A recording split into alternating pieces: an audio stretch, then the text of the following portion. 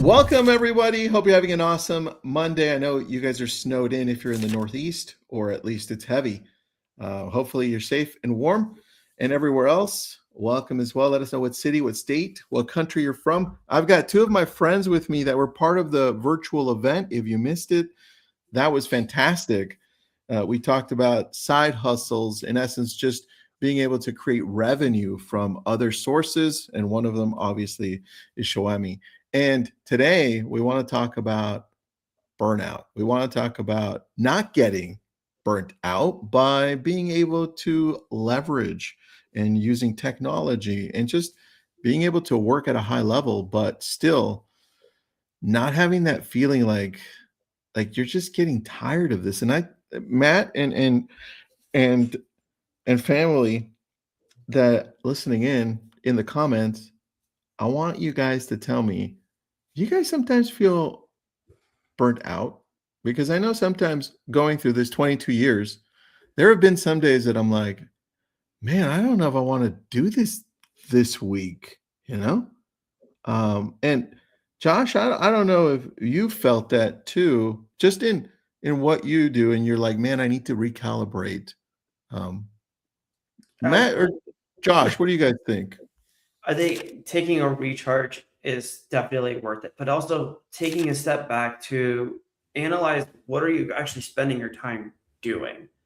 Like, are you doing the things in your business that you want to be doing? I think that's the part that every time, like you said, like I hit a wall, Mm, I sit down and go, am I actually doing what I want to do? Or am I just going through the motions of what I have to do? Am I stuck in my business?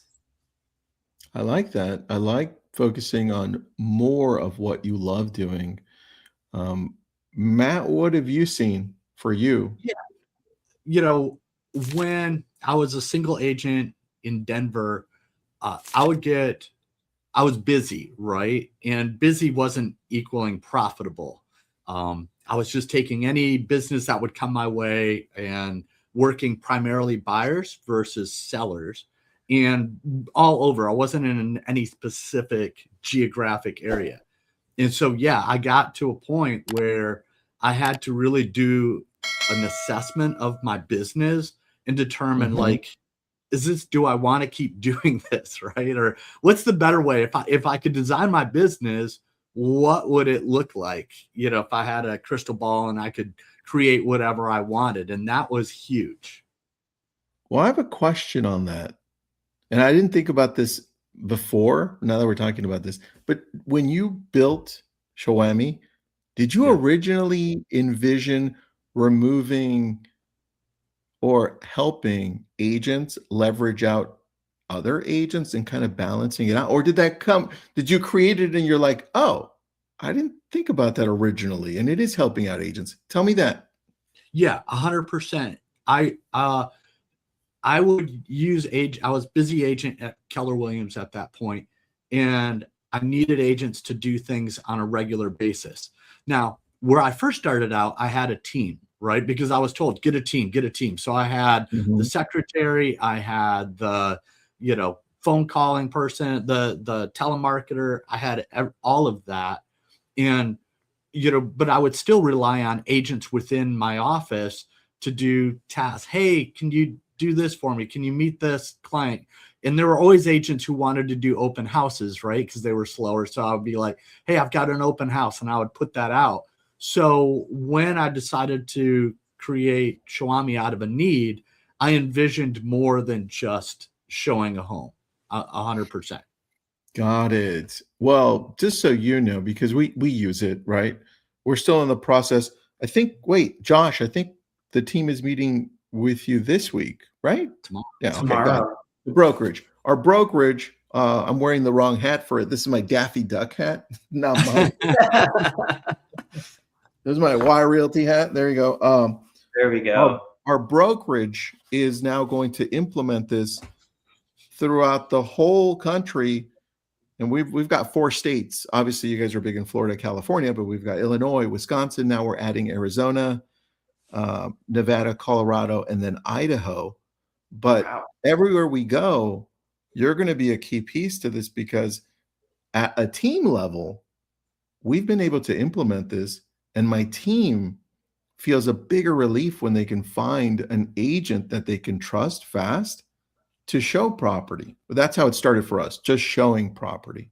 Because now Right. it allows my agent, specifically Mark Rader on my team, to just go, for instance, to go on vacation to San Diego, chill with his new wife, and not have to worry about that piece. I think you've added a layer here that doesn't often get talked about. So thank you. Yeah, I mean, what was it? I've seen the memes on social media where they have the picture of two realtors at a Valentine's Day dinner, and one's texting and the other's on the phone, right? Being Yeah. able to take that time away. I mean, it's a very popular meme, and you feel it. You're like, Yeah. wow. At times, it does feel like the business is 100% of your time. Dude, it's a funny meme, but it's true. And it's partially, it's part of what we do, but it's partially also kind of sad too, right? I wonder, dude, and this is just a side note for you guys. Have you guys ever thought about helping us out with Showami, not only for showing and open houses and inspections and all that, and you do the rental side, but have you guys ever thought about helping us out if we're part of the same brokerage, right? Because I know a lot of people have that issue.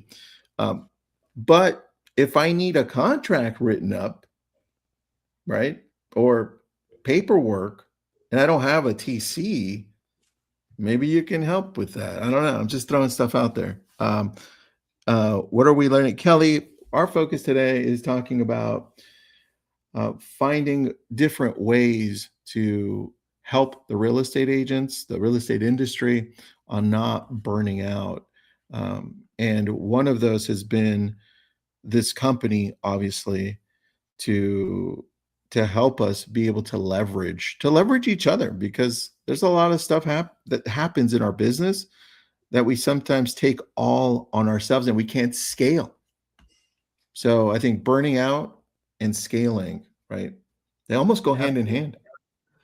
Well, and That's I think the big piece about today. So, Kelly, to dive into today, Matt will share what it's like and actually share how he grew to be that 50 plus transactions a year agent, and then go over that scaling and how to get to that point where you're not in the business. He's gone through it. He's had numerous years where he's been very successful, and I believe that's where we're jumping in. So, Matt, tell us a little bit about that start. So you talked about earlier, kind of jumping in and saying like, okay, we did a couple, you kind of scrummed the business at the first few, taking all the leads that you could, right?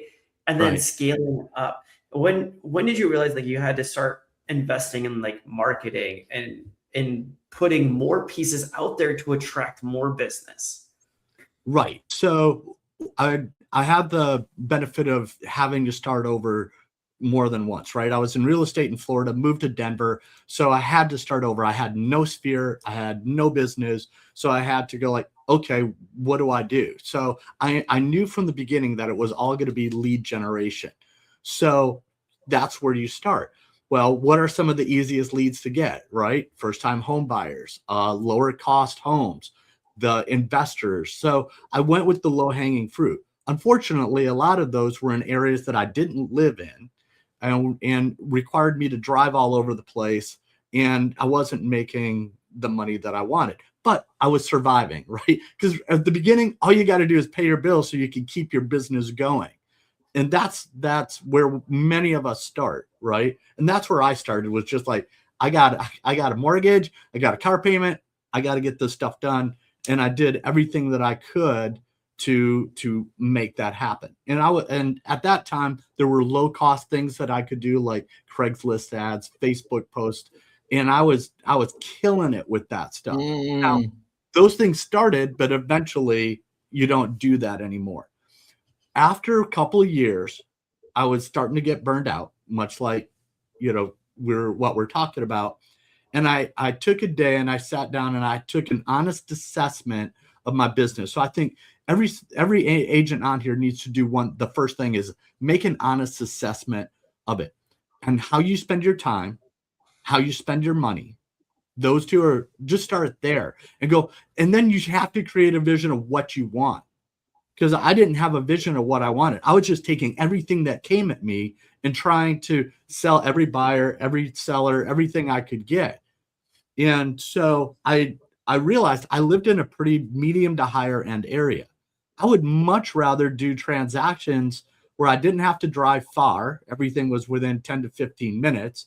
And they were higher transactions. And then I also started to realize if I could do my business the way I wanted, I would focus on sellers, right? I remember Floyd Wickman used to say, listers last. People who list homes, they last. And that was a big focus of mine. Even when you were doing those early webinars with Labcoat, I think it was like 2008 or 2009.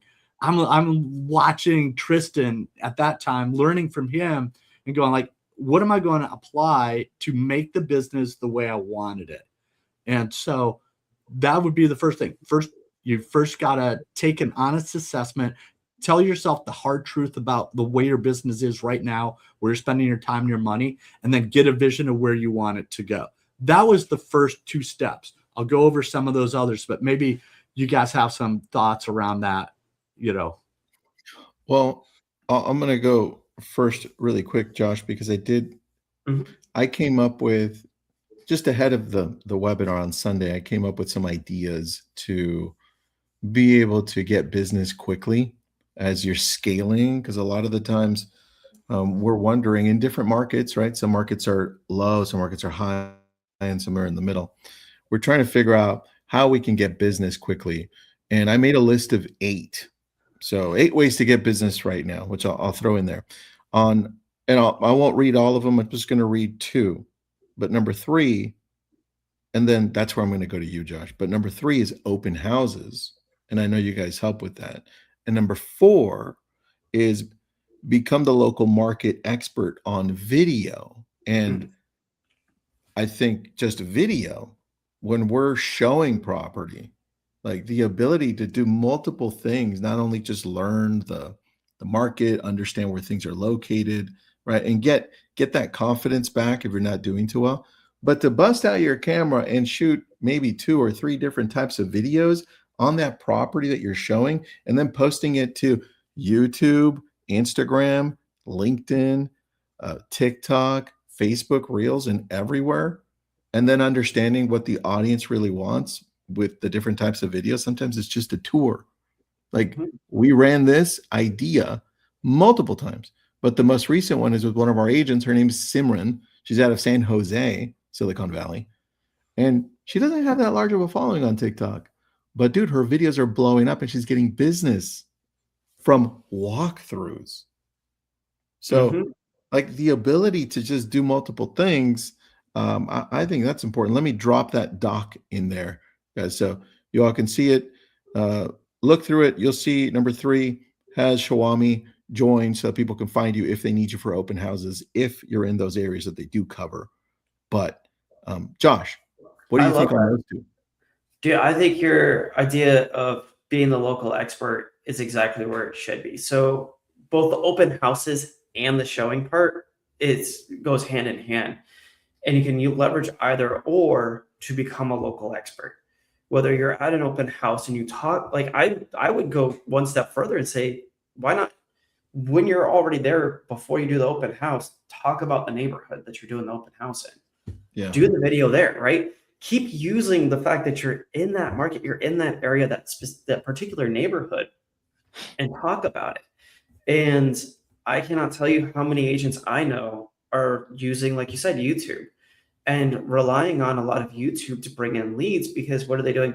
They're tagging that community name, that city, every single post. Eventually the algorithms grow and they grab onto that and say, okay, Matt is the local expert in Fort Myers, Florida. He has over 500 pieces of content. He's got this particular neighborhood that he's really focused on. Out of those 100, there's 60 in this one XYZ neighborhood. Now, when people search that neighborhood and homes and HOAs, he's the local expert. He's who I'm going to go to when it comes to getting a house. Okay, sorry, I had to mute myself because as you were talking, I was also finding the video because I agree with you.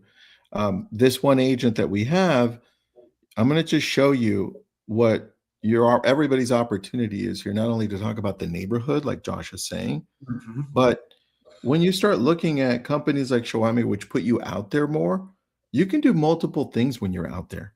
I think we just limit ourselves to doing one thing because that's what we were, in this case, contracted to do: open house, showing, right? But Right. there's so many opportunities. I'm going to share my screen with you really quick. Share screen. I'm going to take you to TikTok. And remember, I told you that she doesn't have a large following, okay? That's not a large following. Can you see my screen, guys? Yep. 664. But you take a look at what she's been doing just for, I think, maybe 2 months, not even that. Look at these two videos, right? Because some she hits, some she doesn't. 7,498. Look at, I'm going to show you what happens here. I'm going to pause it. All right, let me go back up to this one. Look at this. Can I have info on this? Sure. DM me. And the video is just a simple walkthrough tour. Like, this is the type of stuff that you don't think of because you're like, well, it's too simple. It's not going to work. But let me tell you, it works. It works to get business because she's working with 5 brand new clients just in the last 30 days from that. That's awesome. And that's powerful. Yep. Yep.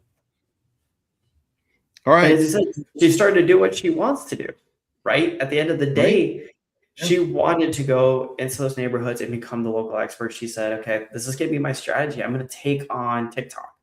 I'm going to take on video. And that's going to be my strategy. And I think that's another part where when you listen to what Matt was talking about, is he's talking about, all right, analyzing that business and figuring out which part of the strategy do you actually like to do, right? What part of your marketing is actually enjoyable to you to bring people in? And then now, Matt, the next part is revenues and profits and talking about how you spent your money. So, all right, let's kind of dive in here. So we've talked about getting the leads, and we can use her as an example. So she's now got 5 leads coming into the pipeline, right? Now that's 5 leads in the last probably 2 weeks. We'll use that assumption. She's going to continue to grow those. Matt, now let's talk through revenues and profits and how to best effectively bring those leads to the closing table. Right. Well, so you can, to me, it was important to, it's not how much you make, right? You always see these people, I made $1 million in commission. What did you take home?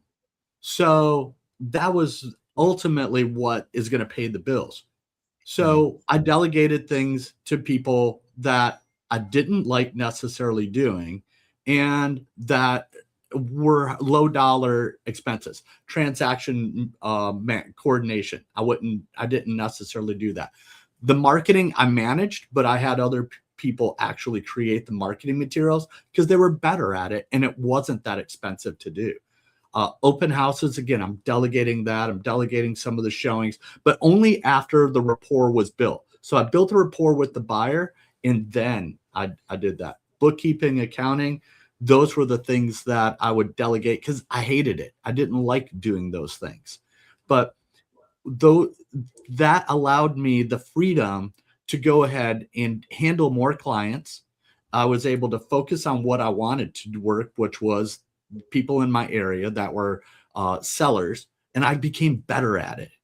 Right? If you're doing the things you like, and you're doing it a lot, you become good at it. So instead of getting 1 out of every 5 listing appointments I went on, I eventually got to 2 out of every 3, and so that's what happens. And that's where I would become more profitable because I was focused on the things that I wanted to be good at and became good at in my business. Did you have, so when you were doing this, did you have a number in mind of what you were willing to spend to delegate? Yeah, 100%. So it was about You're 15. delegating 100%? No. Yeah, I mean, I that's don't think everybody's you were dream, right? profitable. Just making sure you're paying attention there, Matt.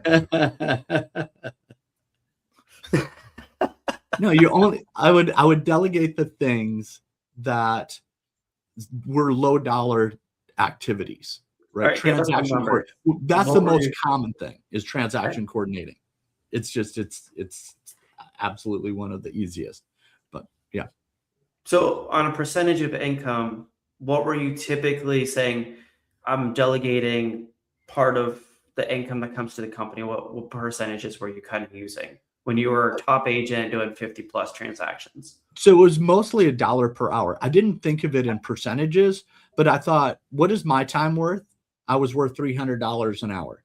So obviously anything that's maybe $100 or less per hour activity, it would be better for me to delegate. Now I'd find people who would do it for $25, $30 an hour, but that was my goal. Was I'm a high dollar, high producer, selling a lot of homes in a higher dollar market, and that's what became profitable, right?